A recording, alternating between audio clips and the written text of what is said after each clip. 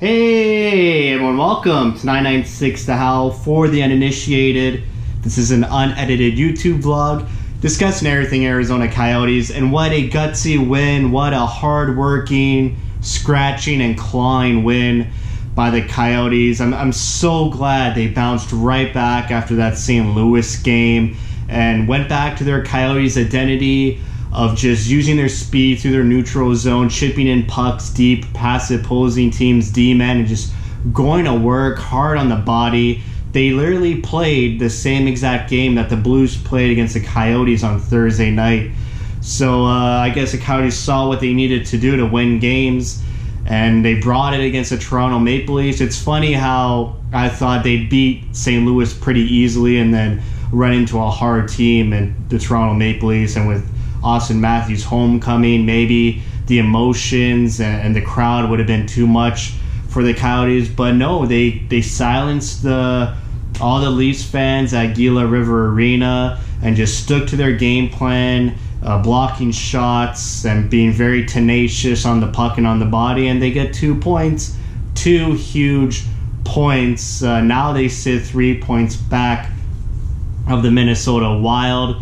The Avalanche lost. That's pretty much all I know is that Colorado lost. It was earlier in the day on Saturday.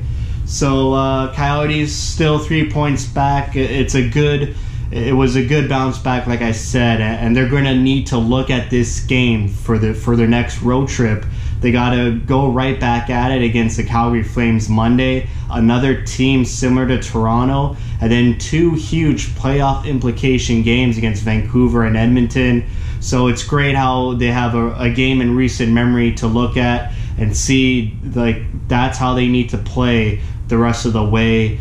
And it was good. I got to give praise to Alex Galchenyuk. I haven't been really praising him much as the seasons went along. He leads the team in scoring with 13 goals, and he came out of nowhere because there was a logjam at 11 goals with, you had Keller, Richardson, Fisher,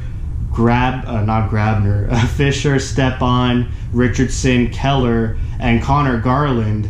And then out of nowhere, Galchenyuk comes in, breaks through 11, and now he has 13. He's got 4 goals in his past 4 games. He's really turned it on since the new year and since the Montreal Canadiens ever stepped foot in the desert this season.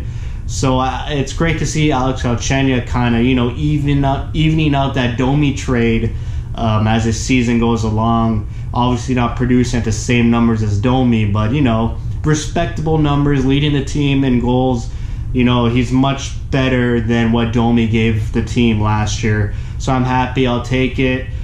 Josh Archibald had a great game against Toronto. He's really picked up the speed. And Lawson Krause gets promoted to the second line with Derek Stepan because of Richard Panik's illness. Guess he had the flu or something. He didn't dress up against Toronto. And so Tocchet throws Krause on a line with Stepan and Kempe.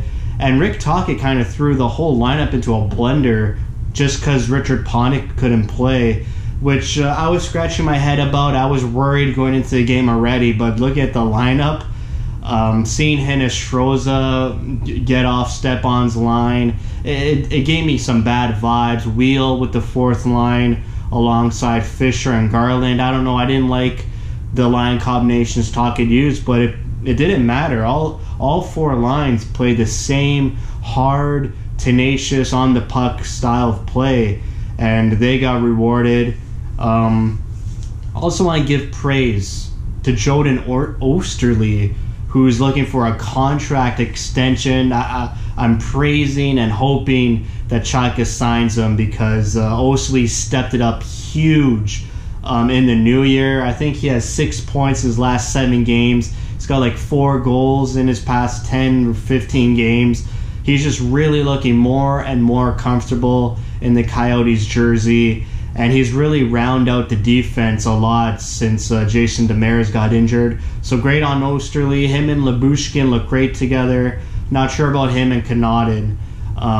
Hopefully Lyubushkin stays in the lineup. I feel like Connaughton makes more mistakes than anyone else. Well, him and Goligoski make a lot of mistakes, but I think Goligoski's more of a veteran and provides more of an offensive flair that he gets to stay in the lineup and gets a longer leash with Tocchet.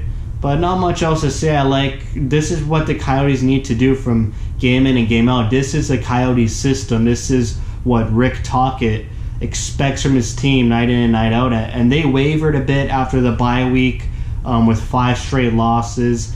But a big win against Dallas and Vegas. And then they had a rut against the Blues. But thankfully they cut it short and stopped it right away with a huge win against the Toronto Maple Leafs. I think that should give them confidence from here on out. But they got another test, like I said, on Monday against Calgary. And the Calgary fans have had the Coyotes number this whole season. So hopefully they just get at least an overtime loss. I'll take it. I'll take anything.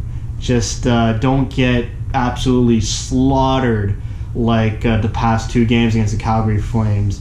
So that's it for me. It was a good win, back in the race. It seems like you lose one game and you can be out of it forever, but you could win another game and you're right back in the thick of things.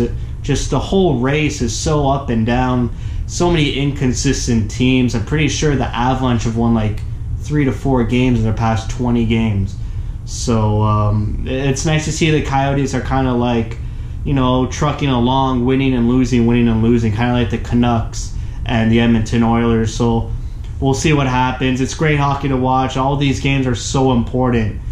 And I guess that's why the Leafs kind of didn't show up, because that game against Arizona Coyotes in middle of February, it doesn't matter for the Leafs, to be honest, in the grand scheme of things. But for the Coyotes, every one of these games is just so many implications and just the thought of reaching the promised land is just overwhelming, to say the least. And that's it for me.